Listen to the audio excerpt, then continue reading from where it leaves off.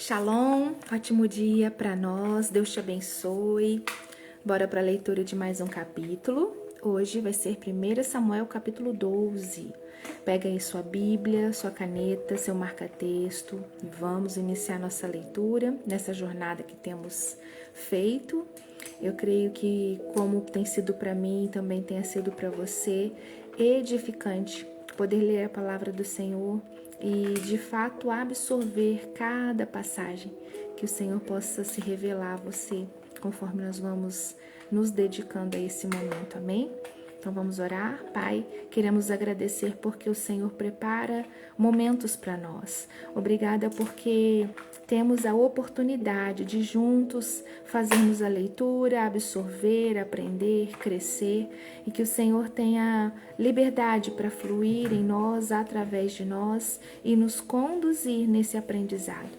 Eis-nos aqui, Pai, faz em nós a Tua vontade, seja adorado e engrandecido em nossas vidas. É a nossa oração. Amém e amém. E diz assim, 1 Samuel, capítulo 12. A mensagem de despedida de Samuel. Então Samuel disse aos israelitas, eu fiz o que me pediram. Dei a vocês um rei para governá-los.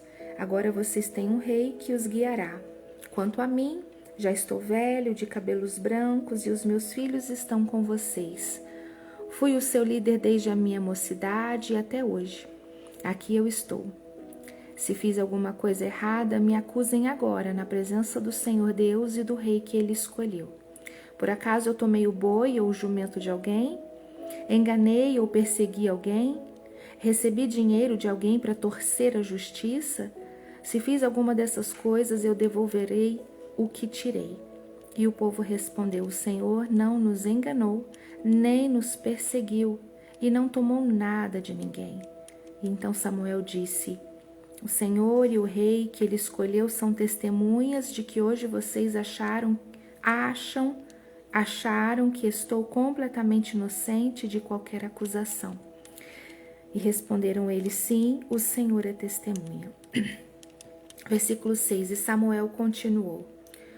O Senhor é testemunha, ele que escolheu Moisés e Arão e trouxe do Egito os antepassados de vocês. Fiquem agora onde estão, e eu os acusarei diante de Deus, o Senhor, e os farei lembrar de todas as coisas poderosas que ele fez para salvar vocês e os seus antepassados. Quando Jacó e a sua família foram para o Egito, os egípcios escravizaram, e eles, os antepassados de vocês, pediram ajuda ao Senhor. Então ele mandou Moisés e Arão, que os tiraram do Egito e os colocaram nesta terra. Mas os antepassados de vocês esqueceram o Senhor nosso Deus. Por isso ele deixou que Cícera, o comandante do exército da cidade de Azor e os filisteus, e o rei de Moabe, lutassem contra vocês e os vencessem. E aí eles gritaram pedindo ajuda a Deus, o Senhor, dizendo, ó Deus, nós pecamos, pois te deixamos e adoramos o Deus Baal de várias cidades e também Astarote. Mas agora livra-nos dos nossos inimigos e nós te adoraremos. Então o Senhor enviou Gideão, Baraque, Jefité e Samuel, que os libertaram dos seus inimigos e assim vocês viveram em segurança.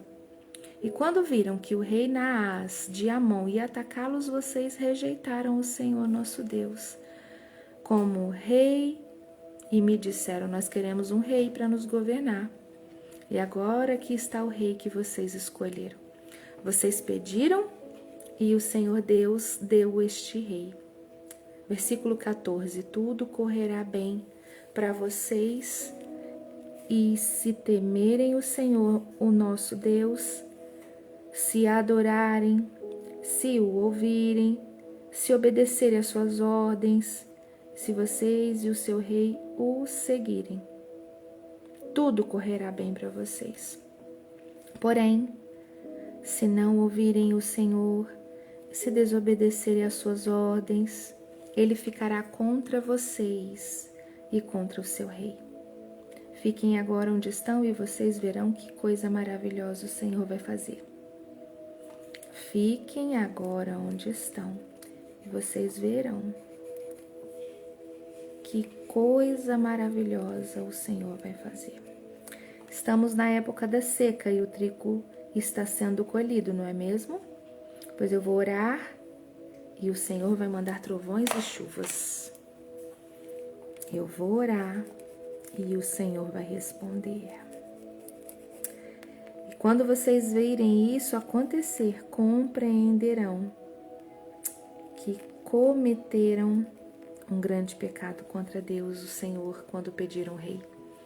E aí Samuel orou, e no mesmo dia, ele orou, e no mesmo dia o Senhor mandou trovões e chuva. E então todo o povo ficou com medo do Senhor e de Samuel, e eles disseram a Samuel: por favor, ore por nós ao Senhor, seu Deus, e assim nós não morreremos. Além de todos os nossos pecados, ainda pecamos ao pedir um rei. Não fiquem com medo, respondeu Samuel. Embora vocês tenham feito uma coisa tão má, não deixem de adorar o Senhor nosso Deus, mas sirvam a Ele com todo o coração. Vocês observaram? No versículo 19, o povo fala: ore por nós ao Senhor, seu Deus. Olha como que o povo já está falando. E aí no versículo 20, Samuel fala: não é o meu Deus, é o nosso Deus. Não deixe de adorar o Senhor nosso Deus, mas sirvam a Ele com todo o coração. Versículo 21. Não andem atrás de deuses falsos, eles não podem te ajudar, não podem ajudar vocês e nem salvar, pois não são verdadeiros. Deus, o Senhor, pela honra do seu nome, prometeu que não vai abandoná-los, pois resolveu fazer com que vocês sejam o povo dele. Esse aqui eu preciso marcar também.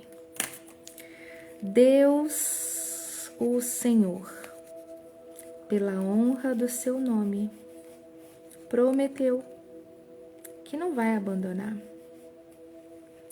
Versículo 23. Quanto a mim, não deixarei de orar por vocês, pois do contrário eu estaria pecando contra o Senhor. E eu lhes ensinarei o caminho bom e direito. Temam o Senhor e sirvam a Ele fielmente com todo o coração. Lembrem das grandes coisas que Ele fez por vocês. Mas se vocês continuarem a fazer o mal, certamente tanto vocês como o seu rei serão destruídos. Meu Deus. Pai, obrigada por essa leitura, por esse capítulo, por nos ensinar neste tempo. Nós o amamos e adoramos. Amém e amém. Aqui para nós na compreensão do texto, para nos ajudar ainda mais a absorver o que lemos, diz assim: chegamos ao capítulo 12 de 1 Samuel, e este é o famoso discurso de despedida de Samuel. Ele entrega a liderança política a Saul, mas faz questão de lembrar ao povo de onde eles vieram, quem os sustentou e qual é a linha vermelha que eles nunca devem cruzar. Samuel reúne todo Israel em Gilgal. Ele olha nos olhos do povo, faz uma pergunta direta, digna de um líder irrepreensível. De quem tomei o boi? A quem empoliei? A quem expoliei? De quem aceitei suborno para encobrir os meus olhos? E o povo responde em coro: em nada nos defraudaste, nem oprimiste. Samuel coloca sua reputação à prova publicamente antes de passar o bastão. Sabemos que a maior autoridade moral vem de uma vida sem brechas para a corrupção. Samuel passou décadas liderando sem deixar rastro de exploração. Ele não precisou se defender com discursos vazios, porque sua história falava por si. A verdadeira liderança não tem medo de prestar contas. Entendemos também que a transição de poder não anula a responsabilidade espiritual. Samuel lembra o povo de toda a história de livramentos, desde o Egito até os juízes, mostrando que sempre que eles abandonavam a Deus, caíam nas mãos dos inimigos e sempre que clamavam eram salvos. Ele encerra alertando solenemente: se eles servirem a Deus, haverá paz. Mas se persistirem na maldade, tanto eles quanto o rei recém-escolhido serão consumidos. Olha que cena impressionante. Samuel está se aposentando da liderança como juiz e chama o povo e faz uma pergunta. Alguém aqui tem algo contra mim? Alguém pode apontar uma falha da corrupção ou um abuso de poder na minha gestão? E aí o povo diz, não, você foi íntegro. E o que nós podemos aprender com isso? Samuel pôde olhar para o povo com a consciência tranquila porque ele viveu o que ele pregou. A nossa maior pregação não é o que sai da nossa boca, mas o rastro de integridade que deixamos por onde passamos. Você teria coragem de fazer uma auditoria pública da sua ética hoje? Samuel faz um resumo de como Deus livrou Israel no passado. Perigo de uma nova fase, como a chegada de um rei, é esquecer quem nos trouxe até aqui. Nunca se inebrie com o sucesso a ponto de esquecer as misericórdias de Deus nas suas crises do passado. Inebriar. Inebriar. Significado: causar ou sentir enlevo, extasiar-se, arrebatar-se, embriagar-se, entontecer-se. Inebriado. Extasiado, ficou extasiado. Sinônimo: deliciar-se, extasiar-se. Então, diz para nós. Cadê? Nunca se inebrie com o sucesso. Nunca deixe ser envolvido. Ficar perdido, né? Abobado com o sucesso, a ponto de esquecer as misericórdias de Deus nas suas crises do passado. Terceiro ponto, Samuel diz: temei ao Senhor e servi-o com fidelidade. Deus nos dá livre-arbítrio, mas as escolhas têm consequências reais. Servir a Deus não é uma obrigação religiosa. É o único caminho para uma verdadeira segurança emocional e espiritual. Que seja de livre e espontânea vontade servir ao Senhor. De livre e espontâneo desejo servir a Ele. E um resumo para nós, como um protocolo da consciência limpa, diz assim: primeiro, olhe para as suas relações profissionais, familiares, de amizade. Se as pessoas ao seu redor fossem questionadas sobre a sua honestidade e a sua justiça, assim como Samuel fez ali com o povo, qual seria a resposta dessas pessoas a seu respeito? Segundo, liste mentalmente 3 grandes livramentos que Deus te deu no passado. Como você pode usar essas memórias para fortalecer a sua fé diante dos desafios desta semana? E terceiro, existe alguma área da sua vida onde você tem flertado com velhos erros, esquecendo-se dos alertas de aliança? É hora de reajustar o curso. Frase para nós deste capítulo: a maior herança que um líder pode deixar não é o título, é uma biografia limpa. Honre a sua história, mantenha o seu caráter inegociável e sirva a Deus com fidelidade em cada nova estação da sua vida. Resumo do capítulo 12 para nós tem como palavra-chave responsabilidade. Nesse capítulo aprendemos e lembramos que, independentemente de quem governa, seja juízes ou reis, a aliança com Deus e a integridade de caráter continuam sendo os únicos pilares que sustentam uma vida vitoriosa. Que tremendo, né? O cenário já está pronto, o povo tem o seu rei, o profeta deu seu último recado de advertência e a nação recomeça sob uma nova estrutura política. Mas a paz dura pouco, quando o ego e a ansiedade entram em campo. No próximo capítulo, Saul comete o seu primeiro grande erro de liderança. Tomado pelo medo diante do exército filisteu, ele atropela os limites da sua função, oferece sacrifício que não era de sua competência e perde a dinastia que poderia ter construído. Amanhã nós vamos ler juntos esse capítulo e eu espero você.